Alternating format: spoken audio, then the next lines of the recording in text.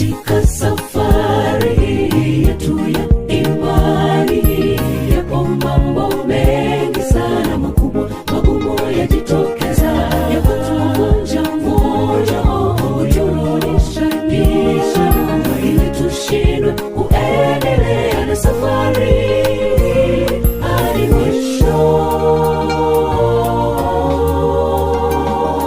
Je, ni nini kitakachonitenga na upendo wa Bwana?